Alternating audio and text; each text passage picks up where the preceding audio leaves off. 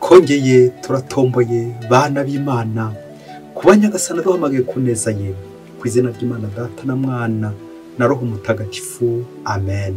Amahoro bana b'Imana, ni muhumure. Turabasuje mwese abakurikiye Kristo buri munsi. Imana ibagirire neza. Tugeze ku cyumweru cya 28 mu byumweru bisanzwe, tariki 12 Ukwakira 2025, ubwo tugiye guhura n'Imana hamwe n'amasomo y'iki cyumweru. Isomo rya mbere twarisanga mu gitabo cya kabiri cy'Abami, umutwe wa 15 umurongo wa 14 kugeza ku 17. Nahamani umugabo w'ingabo za Siriya wari umubembe aramanuka ajya kuri Yorodani yibira mu mazi inshuro ndwi nk'uko yabitegetswe n'umuntu w'Imana. Umubiri we uhinduka nk'umwana muto maze akira ibibembe. Nahamani asubira ku muntu w'Imana, abantu be bamushagaye. Ageze arinjira amuhagarara imbere maze aramubwira ati, noneho menye ko nta mana iriho ku isi hose keretse muri Isiraheli. Ndakwinginze emera wakire ituro ryewe umugaragu wawe ngutuye. Elisha aramusubiza ati, ngurahiye Uhoraho nkorera, nta kintu na kimwe nakira. Nahamani akomeza kumwinginga ariko undi aranga. Nahamani aramubwira ati, ubwo utabyemeye umbe jyewe umugaragu wawe imitwaro y'ibitaka yahekwa n'inyumbu 2, kuko umugaragu wawe nta zindi mana azongera guha amaturo no gutura ibitambo bitwikwa atari Uhoraho. Iryo ni ijambo ry'Imana. Zaburi ya 98. Uhoraho yagaragaje gutsinda kwe mu maso y'amahanga. Ni muririmbe roho ndirimbo nshya, kuko yakoze ibintu by'agatangaza. Indyo ye ukuboko k'ubutagatifu byatumye atsinda. Uhoraho yagaragaje gutsinda kwe, atangaza ubutabera mu maso y'amahanga, yibutsa ubuntu bwe n'ubudahemuka bwe agirira inzu ya Isiraheli. Imipaka yose y'isi yabonye gutsinda kw'Imana yacu. Nimusingize Uhoraho ku isi hose, nimusingize umwami Uhoraho. Uhoraho yagaragaje gutsinda kwe mu maso y'amahanga. Isomo rya kabiri ryo mu kabiri Pawulo Mutagatifu yandikiye Timote, umutwe wa 2 umurongo wa 8 kugeza ku 13. Ngora mutima yanjye ujye wibuka Kristo wazutse mu bapfuye, kandi uvuka mu bwoko bwa Dawudi, nk'uko inkuru nziza namamaza ibihamya. Ni nayo mporwa ngatotezwa nkabohwa boshywe umugome. Nyamara ariko ijambo ry'Imana ntiribohwa. Nicyo gituma nihanganira byose mbigirira abo Imana yatoye, kugira ngo nabo babone umukiro uba muri Kristo Yezu, babone n'ikuzo rizahoraho iteka. Dore ijambo rikwiye kwizerwa. Nidupfana nawe tuzabaho hamwe nawe, nituba intwari hamwe nawe tuzima ingoma hamwe nawe, nitumwihakana nawe azatwihakana. Nituramuka tubaye abahemu we azaguma kuba indahemuka, kuko adashobora kwivuguruza. Iryo ni ijambo ry'Imana. Nyagasani Yesu nabane namwe. Amagambo y'Evanjili ntagatifu ko yanditswe na Luka, umutwe wa 17 umurongo wa 11 kugeza ku 19. Muri icyo gihe Yesu yari mu rugendo anyura mu mipaka ya Samariya na Galileya yerekeza i Yerusalemu. Ageze mu rusisiro ababembe 10 baza bamugana, bahagara hitaruye. Nuko barangurura ijwi bati, Yesu mwigisha tubabarire. Ababonye arababwira ati, nimujye kwereka abahereza bitambo. Bakiri mu nzira barakira. Umwe muri bo abonye ko yakize, asubira inyuma arangurura ijwi asingiza Imana. Nuko amwikubita imbere yubitse umutwe ku butaka aramushimira. Uwo muntu kandi yari umunyasamariya. Yesu araterura aravuga ati, mbese bose ntibakiza ko ari 10? Abandi 9 bari hehe? Nta wundi wabonetse ngo agaruke gushimira Imana atari uyu munyamahanga? Nuko aramubwira ati, haguruka wigendere, ukwemera kwawe kuragukijije. Iyo ni Evanjili ntagatifu. Haguruka wigendere, ukwemera kwawe kuragukijije.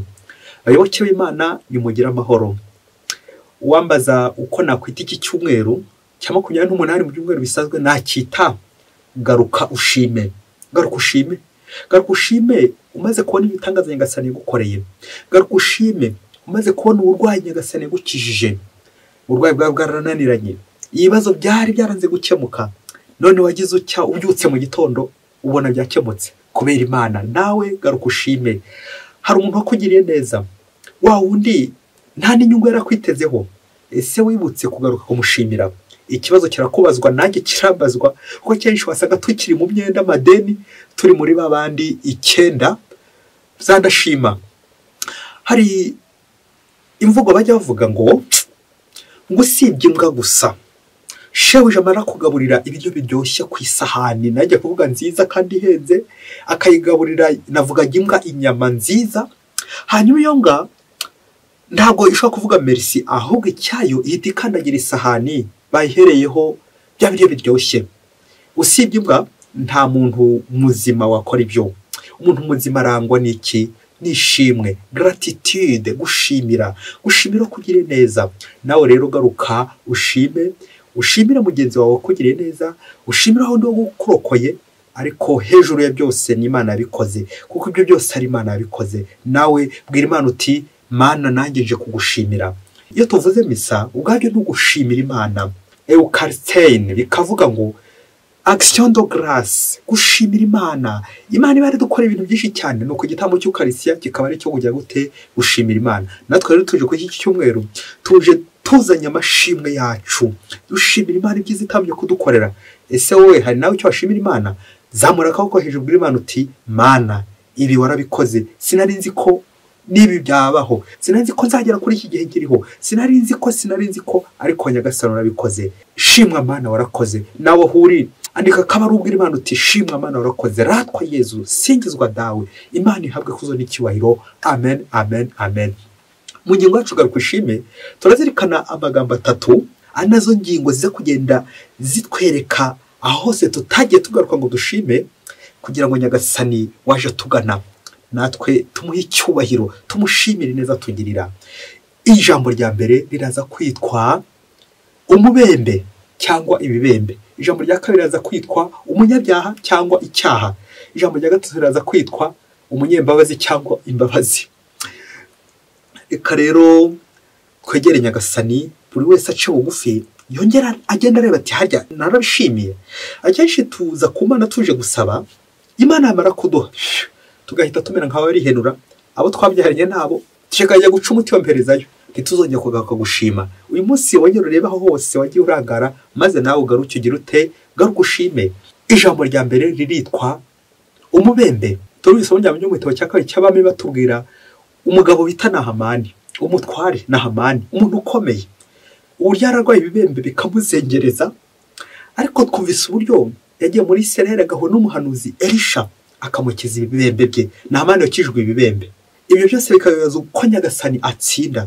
Yagaragaje gutsinda ko maso nyine y'amahanga uko Zaburi itamye kubitubwira. Isomo rya kabiri ryo mu 2 Pawulo mutagatifu yandikiye Timote ari kumukomeza. Paulo ufunzwe, Paulo urahaga, ndamba gukomeza abagaragu b'Imana. Rero namwibutsa ko Kristo ari tugomba gushakiraho umukiro. Wibuke Kristo wapfuye ariko akazuka, niwe ndahemuka. Rero nudukomera ku budahemuka bwacu tuzabaho neza. Ariko nituba abahemu, Kristo est toujours infidèle. Nyagasani buri gihe ahora ari indahemuka. Rero tumwizere tumwiringire, ni wodukiza wa mukiro wagenewe abantu bose, abanyamahanga, abantu bose bari ku isi. Twese twagenewe umukiro wa Nyagasani. Twese twararemewe kuzajya hehe mu ijuru ng'umukiro. Pawulo mutagatifu dushishikariza umukiro w'ababembe.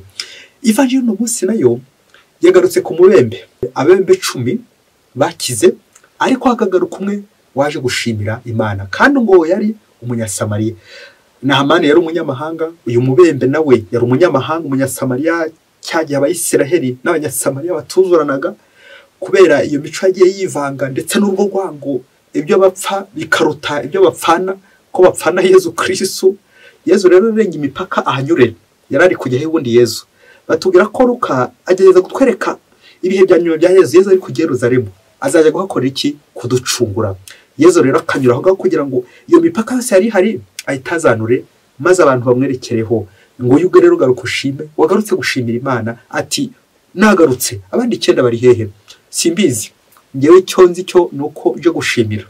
Reka muri ingingo ya mbere y'ibibembe dutinde gato ku ndwara y'ibibembe muri Israel uko tubisanga mu gitabo cy'Abalevi umutwe wa 13:45.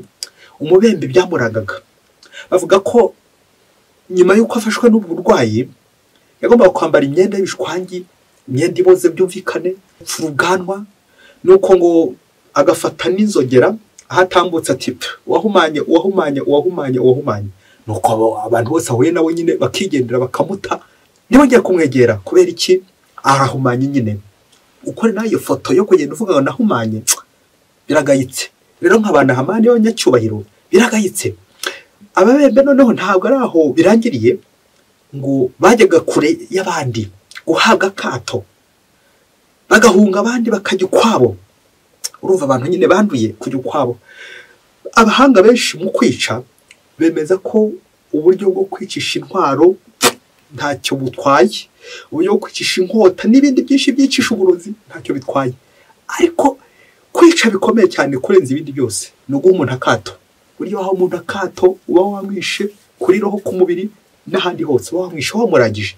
rero ukora ino foto y'umubembe uri kwicwa, none yabona Yesu yitambukiye akamukiza, ntagaruke gushima koko, garuka ushime. nguko kwica umuntu, nguko iki cyaha cyari kiremereye abakirwaye, nguko uko ubwo burwayi bwari buremerewe nyine nyirabwo uburwaye. uze gutekereza abantu bose bagiye uha akato, nawe uze kuvuga uti ni nkaho nabishe, nuko ntabizi, amakuru rero yahawe. reka tujye ku ngingo ya kabiri, ingingo twise icyaha. ibibembe byerekeza ku byaha.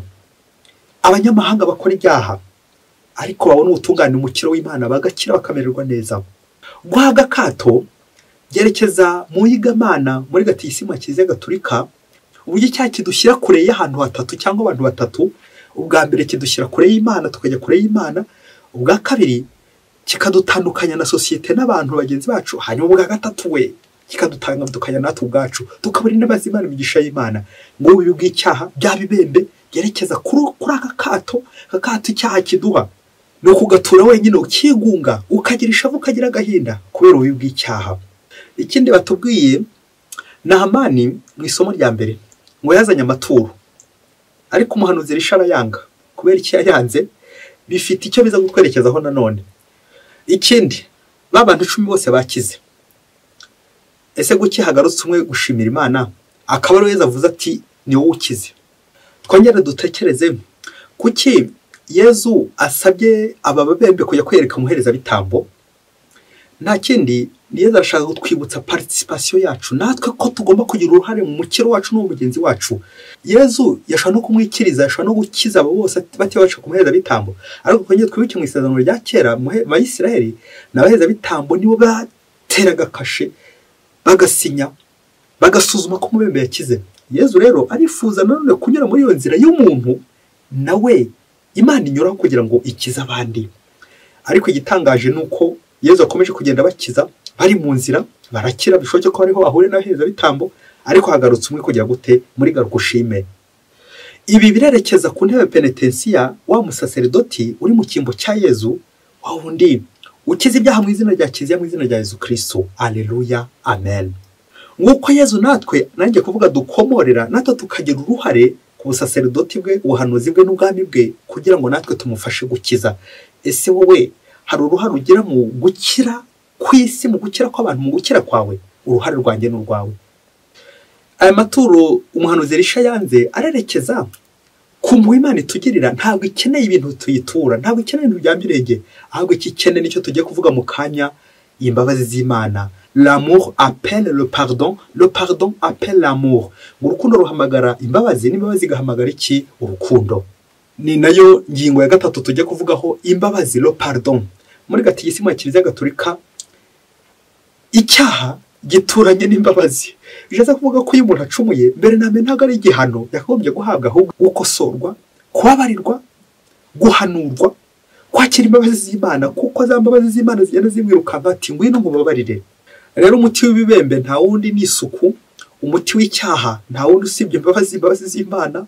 ubwo ababembe bati mwigisha tubabarire, nuko wa wundi akagaruka ati nagarutse kugushimira kubera ibyo wankoreye. ubwo ni uburyo bwo gusaba imbabazi. aimer égale donner, et donner égale pardonner. ngo kuvuga ngo urakunda bingana gutanga, ukagira ikintu utanga gifatika. ariko nanone gutanga ntibigarukira ngo no gutanga imbabazi, kwakira inema z'Imana. nguko kuva ku bintu bya bine Hamani yashitse gutanga, birerekeza no ku kiru yashatse kwica. bikerekeza ku mbabazi z'Imana ko nta kiguzi twabona tugura imbabazi z'Imana. Imbabazi z'Imana ni ubuntu nyine. Imbere y'ibintu, imbere y'abantu haba hari n'ubuntu bw'Imana. Ikigeze rero muri ibyo byose ntago ari ibintu, ntago ari amafaranga, ntago ari inyiturano, ahubwo kwicuza, contrition kwa munyabyaha, wa wundi nyine ubona icyaha kimurembeje akavuga ati noneho ndagarutse sinzasubira inyuma. Uko kwicuza, ya mirimo y'umukristo ujya gwa penitence, kwisuzuma, kwicuza, kwirega, guhabwa imbabazi no guhabwa ikiru. Ibyo byose rero nta kindi bivuze usibye ko wagira umutima wicuza, wowe ugaruka ugashima uti Nyagasani nongeye kugaruka imbere y'ubwiza bwawe ngo ushimire ko wangiriye neza. Impamvu ibyaha bidakira suko utanabyicuje, suko penitence idahari, suko utagiye muri penitence, ahubwo wasanga ako kantu utarakajya ko kwicuza no kurekura ibintu byose bikubuza kwegukira Nyagasani, bikubuza icyaha. Birashoboka ko utarakora contrition, kwicuza ko by'umutima, umutima nturamenagurika. Niyo mpamvu wasanga utarakira kiriya cyaha, bizagusaba ko ubabazwa nacyo, ubabazwa n'iyo ngeso mbi, maze ugafata icyemezo ndakuka cyo kutagisubira. Icyo cyemezo nicyo Yesu areba, niyo garuka ushime. Garuka ushime ntago ari ibintu, ahubwo ni wa mutima uzanye uti ibi sinabisubira, ugafata n'icyemezo. Iyo ni garuka ushime nayo. Ngo umunsi umwe hirya kure cyane muri Afurika, ngo umugore ari umupfakazi yarakubiswe birambuye, ngo yarafite abana 5. Abana yarabitaho, abagira neza, abahahira n'ibindi byinshi cyane. Nuko ngo abana nyuma yuko bamaze gukura, bamwe bamaze kwiga, abandi bamaze kwibeshaho, ngo ariko akaba yarafite muri abana 5 umwana umwe w'ikirumbo wamubereye kirara, umwana w'imfura. Nuko abandi bakomeza gukora ndetse no gukura. Igihe kimwe cyaje kugera ngo umwana bishoboke ko ari umuherezi cyangwa urukurikiyeho, ngo aza gukoranya bagenzi be, maze arababwira ati mva rero mama afite umunsi mukuru w'ihimbaza bazina y'umutagatifu, ni mucyo tumukorera umunsi koko tumushimishe, tumuhimbaze kuko yadukoye hakomeye. Mama yaraturwanyeho, yadufashije, yaratureze, araturinda amenyo y'abasetsi. Mama yadutwaye mu menyo, atugira neza, aduhoza urupfu rwa papa, atugira neza, aturwanaho. None natwe reka tumushimire, tumufashe kwishimira abazina y'umutagatifu. Ngo ngiye kukubaza ikibazo, ngo bazina be, ngo umubyeyi ngo yitwaga Monica, ngaho fora hari tariki ya kangahe z'ukwezi kwa kangahe. Mu batangiye kubyandika muri comment, utarumva icyo ngiye kuvuga ndabyizeye. Yego, yari tariki 27 z'ukwezi kwa munani niho duhimbaza mutagatifu Monica. Nuko abana baramwizihiza, batumira mama wabo bose ko ari 5 baraterana na cya kirumbu, maze buri wese uko amukore umunsi mukuru n'abandi batumiwe baza kugenda igihe cyo kumuha kado kubyo buri wese yakoraga umusaruro kugira ngo bashimire mama wabo. Reka natwe dushimire mama umunsi umwe by'ubuzima. Nuko wa mbere ngo yacuruzaga ibitenge, aza adodesheza nyina imyenda myiza arayimuhereza muri kado, barishima cyane. Undi nawe wa kabiri ngo acuruzaga inkweto, nuko araza nawe nyine ahereza nyine urukweto rwiza muri kado. Wa gatatu yacuruzaga imitako, ahereza mama we uturabo ndetse na buji, amucanira urumuri. Wa kane nawe ngo yaratunze, nuko amuha inka. Wa gatanu ari we cya kirara n'ikirumbo bitabuze, nuko agiye kuza n'urutwe, agiye kuza azikoreye uruvarise rwaboze, urukapu rwaboze rushaje. Noneho nyina aho kugira ngo akira amarira abari yose, afatwa n'ikiniga ati noneho batangira bamuhindura ati noneho yasaze byarangiye, yarunduye. Buriya se samashashi yatoye yaba ari muhariya. Nuko nashaka kubyibazaho ibintu bizingiyemo hariya muri rukapu ruboze. Nyina agahinda karamwica kuko kubona umwana wamunaniye w'imfura kandi ari ugiye kumukora ibyo bintu, amuzanira urukapu ruboze. Nyina arababara cyane. Nuko ngo muri kwa gufungura akado, noneho nyina ajya ashavura birenze. Atangiye gufungura bwa mbere abona ari inshinge zirimo, ikindi gihe abona ari binini. Mana yanjye, dore ko Imana we wa mwana noneho yibye no kwivuriro ry'abandi, yibye imiti y'abandi. Akomeza abona udupira, akomeza abona udukingirizo, ikintu byose nanjye kuvuga byo mu ivuriro. Akomeza agenda ahambura, abona ibiyobyabwenge, abona amatabi, byinshi cyane bibi byizingiyemo muri cya gikapu ko cyari kiboze nyine afatwa n'agahinda. Mu gihe rero akomeje kurira yibaza uko agiye kubigenza, nuko ngo aza kubona agapapuro kari hafi aho ngaho munsi kavuga ngo kuri mama umubyeyi unkunda, njye nakuburira urukundo, nagomba kugufasha kuri barumuna banjye, none nagutaye njya mu ngeso mbi, njya mu buraya, njya mu busambanyi, njya mu businzi, nkoramo ibintu bibi cyane, nkora ibintu bibi cyane, none ndaje ngo umbabarire, nagarutse kugira ngo umbabarire, kuri umunsi w'abazina mutagatifu umbabarire.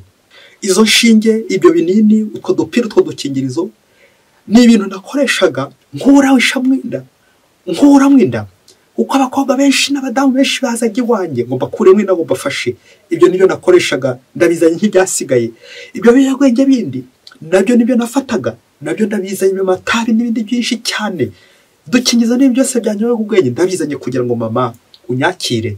Icyo ngusabye nibyo gusa narisigaje, nibyo byonyine narisigaje, ndabizanye byose kugira ngo ubitwike, ubijugunye, ubundi unyakire mu bana bawe. Ntabwo nzongera kugenda, ntabwo nzongera kubikirara, ntabwo nzongera kugusuzugura. Ubu ngubu rwose ngarutse mu rugo, ntabwo nzongera kugusuzugura. Nuko bari aho nyuma y'uko maze gusomerwa ako kabarwa barishima cyane, bavuza impundu nyinshi cyane. Nuko nyina amugwa mu nda aramuhobera, ibyishimo byose muri rwa rugo barishima cyane. Urugo ikirori kirakomeza, ibirori biba byose. Aleluya, amen. Amasomo 3 ya buri munsi twakura muri uyu munsi mukuru wa Mutagatifu Monika, nyina w'aba bana.